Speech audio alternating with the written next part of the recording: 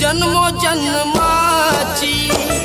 भक्त भगवंताची जोडीच राहील इथे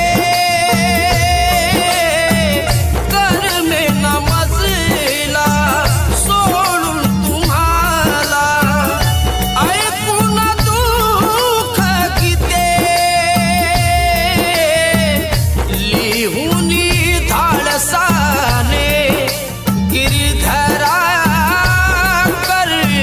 नवी कल्पना सोडून जाता तुम्हा दुःख मला लई वाटे।